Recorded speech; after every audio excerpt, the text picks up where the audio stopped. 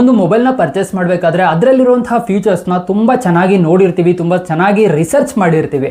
But camera ಅನ್ನೋ ವಿಷಯಕ್ಕೆ ಬಂದಾಗ ಎಷ್ಟೊಂದು ಹೊಸ ಹೊಸ ನೇಮ್ಗಳನ್ನ ನಾವು ಕೇಳ್ತಾ ಇರ್ತೀವಿ. ನಮಗೆ ಯಾವುದು ಟೆಲಿಫೋಟೋ ಲೆನ್ಸ್ ಬೆಸ್ಟಾ ಅಥವಾ ಪೆರಿಸ್ಕೋಪ್ ಲೆನ್ಸ್ ಬೆಸ್ಟಾ, ಇಲ್ಲ ಪ್ರೈಮರಿ ಕ್ಯಾಮ್ರಾನೇ ತುಂಬ ಚೆನ್ನಾಗಿ ವರ್ಕ್ ಆಗುತ್ತಾ, ಇದ್ರ ಬಗ್ಗೆ ಅಷ್ಟೊಂದು ಐಡಿಯಾ ಇರಲ್ಲ. ಇವತ್ತು ಈ ಒಂದು ವಿಡಿಯೋದಲ್ಲಿ ಪೆರಿಸ್ಕೋಪ್ ಲೆನ್ಸ್ ಅಂದ್ರೆ ಏನು, ಟೆಲಿಫೋಟೋ ಲೆನ್ಸ್ ಅಂದ್ರೆ ಏನು, ಪ್ರೈಮರಿ ಲೆನ್ಸ್ ಅಂದ್ರೆ ಏನು, ಇದ್ರ ಬಗ್ಗೆ ಕಂಪ್ಲೀಟ್ ಆಗಿ ನೋಡೋಣ. ಮೊದಲನೇದಾಗಿ ಮೊಬೈಲಲ್ಲಿ ಕ್ಯಾಮ್ರಾ ಹೇಗೆ ಫಿಕ್ಸ್ ಆಗಿರುತ್ತೆ ಅಂತ ಅಂದ್ರೆ, ನೀವೇನು ಕ್ಯಾಮ್ರಾ ನೋಡ್ತೀರಾ ಅಲ್ಲಿ ಒಂದು ಲೆನ್ಸ್ ಇರುತ್ತೆ, ಅದ್ರ ಒಳಗಡೆ ಒಂದು ಚಿಕ್ಕದಾದಂತಹ ಸೆನ್ಸರ್ ಇರುತ್ತೆ. ಬಟ್ ಈ ಒಂದು ಲೆನ್ಸ್ ಮತ್ತೆ ಸೆನ್ಸರ್ ಏನಿರುತ್ತೆ ಇದು ಫಿಕ್ಸಡ್ ಆಗಿರುತ್ತೆ. ಈಗ DSLR ಅಂತ ನೋಡಿದ್ರೆ ಅದರಲ್ಲಿರುವಂತಹ ಸೆನ್ಸರ್ ಫಿಕ್ಸ್ ಆಗಿರುತ್ತೆ, ಬಟ್ ಲೆನ್ಸ್ಗಳನ್ನ ನಾವು ಚೇಂಜ್ ಮಾಡ್ತಾ ಇರ್ತೀವಿ. ಆ ಒಂದು ಲೆನ್ಸ್ ಇಂದ ಝೂಮ್ ಔಟ್ ಝೂಮ್ ಇನ್ ಎಲ್ಲ ಮಾಡ್ತಾ ಇರ್ತೀವಿ. ಬಟ್ ಮೊಬೈಲಲ್ಲಿ ಈ ರೀತಿ ಮಾಡೋದಕ್ಕೆ ಆಗಲ್ಲ, ಒಂದು ಫಿಕ್ಸೆಡ್ ಲೆನ್ಸ್ನ ನಾವು ನೋಡ್ತೀವಿ. ಸೊ ಈ ಒಂದು ಫಿಕ್ಸೆಡ್ ಲೆನ್ಸ್ಗಳಲ್ಲಿ ಒಂದು ಪ್ರೈಮರಿ ಕ್ಯಾಮ್ರಾ ಆಗಿರುತ್ತೆ.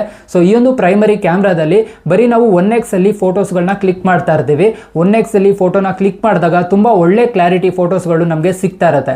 ಬಟ್ ನೀವು ಯಾವಾಗ ಝೂಮ್ ಮಾಡ್ತೀರಾ, ಒಂದು 2x ಆಗಿರ್ಬೋದು 3x ಆಗಿರ್ಬೋದು, ಈ ರೀತಿ ಝೂಮ್ ಮಾಡಿದಾಗ ಒಂದು 1x ಕ್ಯಾಮ್ರಾ ಏನಿರುತ್ತೆ ಇದು ಒಂದು ಡಿಜಿಟಲ್ ಝೂಮ್ ನ ಮಾಡುತ್ತೆ, ಯಾವುದೇ ರೀತಿಯಾದಂತಹ ಆಪ್ಟಿಕಲ್ ಝೂಮ್ ನ ಮಾಡಲ್ಲ. ಸೊ ಡಿಜಿಟಲ್ ಆಗಿ ಝೂಮ್ ಮಾಡಿರೋದ್ರಿಂದ ನೀವೆಷ್ಟೇ ಝೂಮ್ ಮಾಡಿ ಫೋಟೋನ ಕ್ಲಿಕ್ ಮಾಡಿದ್ರು ಆ ಒಂದು ಕ್ಲಾರಿಟಿ ಏನಿರುತ್ತೆ ಅದು ಅಷ್ಟು ಚೆನ್ನಾಗಿರಲ್ಲ.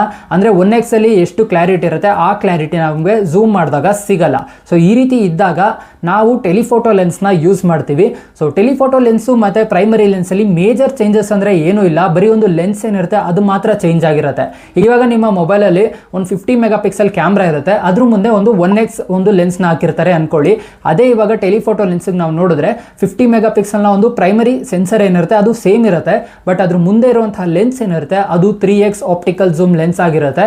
ಸೊ ಆ ಒಂದು ಝೂಮ್ ಲೆನ್ಸ್ ಮೂಲಕ ನಾವು ಒಂದು ಒಳ್ಳೆ ಕ್ಲಾರಿಟಿ ಫೋಟೋನ ಕ್ಲಿಕ್ ಮಾಡ್ಬೋದು ನೀವು ಝೂಮ್ ಮಾಡಿದ್ರು. ಸೊ ಇವಾಗ ನೀವು ಪ್ರೈಮರಿ ಕ್ಯಾಮ್ರಾದಲ್ಲಿ ಇರ್ತೀರಾ, ಝೂಮ್ ಮಾಡ್ತೀರಾ, ಝೂಮ್ ಮಾಡಿದ ತಕ್ಷಣನೇ ನಿಮ್ಮ ಒಂದು ಲೆನ್ಸ್ ಏನಿರುತ್ತೆ ಅದು ಶಿಫ್ಟ್ ಆಗುತ್ತೆ. ಅಂದರೆ ಬೇರೆ ಒಂದು ಕ್ಯಾಮ್ರಾಗೆ ಒಂದು ಲೆನ್ಸ್ ಶಿಫ್ಟ್ ಆಗಿಬಿಟ್ಟು 3x ಝೂಮ್ ಆಗಿರುತ್ತೆ. ಸೊ ಆವಾಗ ಎಷ್ಟೇ ಫೋಟೋ ಕ್ಲಿಕ್ ಮಾಡಿದ್ರು ಕ್ಲಾರಿಟಿ ಲಾಸ್ ಆಗಲ್ಲ.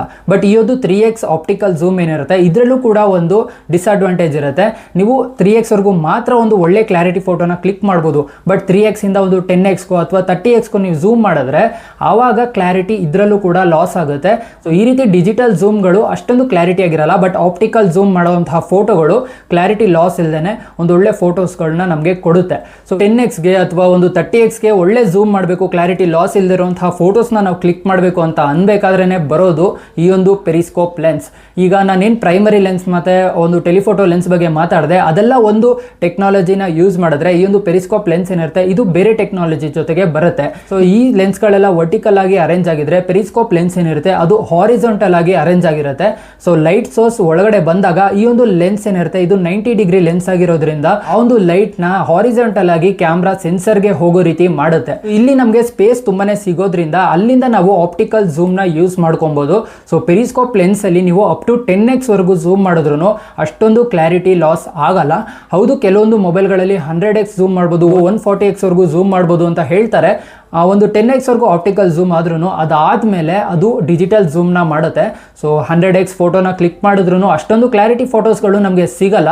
ಬಟ್ ಅಪ್ ಟು 10x ಆಗಿರ್ಬೋದು 30x ಆಗಿರ್ಬೋದು ಒಂದು ಒಳ್ಳೆ ಕ್ಲಾರಿಟಿ ಫೋಟೋಸ್ಗಳು ಈ ಒಂದು ಪೆರಿಸ್ಕೋಪ್ ಲೆನ್ಸ್ ಮೂಲಕ ನಮಗೆ ಸಿಗುತ್ತೆ. ಇನ್ನು ನೀವು ಮೊಬೈಲ್ ತಗೋಬೇಕಾದ್ರೆ ಪೆರಿಸ್ಕೋಪ್ ಲೆನ್ಸ್ ಇರೋದನ್ನ ತಗೋಬೇಕಾ ಅಥವಾ ಟೆಲಿಫೋಟೋ ಲೆನ್ಸ್ ಇರೋದನ್ನ ತಗೋಬೇಕಾ ಅಂತ ಕೇಳೋದಾದ್ರೆ, ನೀವೇನಾದರೂ ಹ್ಯೂಮನ್ ಸಬ್ಜೆಕ್ಟ್ನ ಅಥವಾ ಪೋರ್ಟ್ರೇಟ್ಸ್ಗಳನ್ನ ಒಂದು 3x ಝೂಮಲ್ಲಿರುವಂತಹ ಫೋಟೋಸ್ಗಳನ್ನ ಜಾಸ್ತಿ ಕ್ಲಿಕ್ ಮಾಡ್ತಾ ಇದ್ದೀನಿ ಅಂತ ಅಂದರೆ ನೀವು ಟೆಲಿಫೋಟೋ ಲೆನ್ಸ್ ಇರುವಂತಹ ಮೊಬೈಲ್ಗೆ ಹೋಗಿ ಅಕಸ್ಮಾತ್ ನೀವೇನಾದರೂ ಝೂಮ್ ಹಾಕಿ ಫೋಟೋಸ್ನ ತಗೋಬೇಕು ಅಂತ ಅಂದರೆ, ಈಗ ಚಂದ್ರನ್ ಫೋಟೋಸ್ನ ತೆಗಿತೀರಾ ಅಥವಾ ಅದು ಫಾರ್ ಆಬ್ಜೆಕ್ಟ್ ಫೋಟೋಗ್ರಫಿನ ನೀವೇನಾದರೂ ಮಾಡ್ತೀನಿ ಅಂತ ಅಂದರೆ ನೀವು ಪೆರಿಸ್ಕೋಪ್ ಲೆನ್ಸ್ಗೆ ಹೋಗ್ಬೋದು. ಬಟ್ ಏನಂತ ಅಂದರೆ ನೀವೇನಾದರೂ ಮಿಡ್ ರೇಂಜಲ್ಲಿ ಅಥವಾ ಫ್ಲಾಗ್ಶಿಪ್ ಮೊಬೈಲ್ನ ತಗೊಂತೀನಿ ಅಂತ ಅಂದರೆ ಎಲ್ಲ ಮೊಬೈಲಲ್ಲೂ ನಮಗೆ ಪೆರಿಸ್ಕೋಪ್ ಲೆನ್ಸ್ ಸಿಗಲ್ಲ. ಇವಾಗ ಸ್ಯಾಮ್ಸಂಗ್ S ಅಲ್ಟ್ರಾ ಸೀರೀಸ್ ಫೋನ್ಗಳೇನಿರುತ್ತೆ ಅದರಲ್ಲಿ ನಮಗೆ ಟೆಲಿಫೋಟೋ ಲೆನ್ಸ್ ಕೂಡ ಸಿಗುತ್ತೆ, ಹಾಗೆ ಪೆರಿಸ್ಕೋಪ್ ಲೆನ್ಸ್ ಕೂಡ ಅದರಲ್ಲೇ ನಮಗೆ ಸಿಗುತ್ತೆ.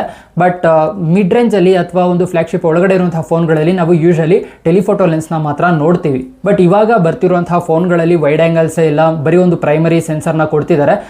ಕೆಲವೊಂದು ಫೋನ್ಗಳಲ್ಲಿ ಮಾತ್ರ ನಾವು ಟೆಲಿಫೋಟೋ ಲೆನ್ಸ್ನ ನೋಡ್ತಾ ಇದ್ದೀವಿ ಅಷ್ಟೇ. ಎಸ್, ಇದಾಗಿತ್ತು ಈ ಒಂದು ಟೆಲಿಫೋಟೋ ಲೆನ್ಸ್ ಮತ್ತು ಪೆರಿಸ್ಕೋಪ್ ಲೆನ್ಸ್ನ ಒಂದು ಡಿಫ್ರೆನ್ಸ್. ಅದ್ರ ಬಗ್ಗೆ ನಿಮ್ಗೆ ಒಂದು ಸ್ವಲ್ಪ ಐಡಿಯಾ ಬಂದಿದೆ ಅಂತ ಅನ್ಕೊಂತೀನಿ. ಇದಾಗಿತ್ತು ಇವತ್ತಿನ ವಿಡಿಯೋ. ಇಷ್ಟ ಆಗಿದೆ ಅಂತ ಅನ್ಕೊಂತೀನಿ. ಇಷ್ಟ ಆಗಿದ್ರೆ ಈ ಕೂಡಲೇ ಲೈಕ್ ಮಾಡಿ, ಶೇರ್ ಮಾಡಿ. ಇದೇ ರೀತಿ ಹೊಸ ಹೊಸ ವಿಡಿಯೋಗಳಿಗೆ ಚಾನಲ್ಗೆ ಏನಾದರೂ ಹೊಸದಾಗಿ ಬಂದಿದ್ರೆ ಸಬ್ಸ್ಕ್ರೈಬ್ ಮಾಡಿ. Thanks for watching.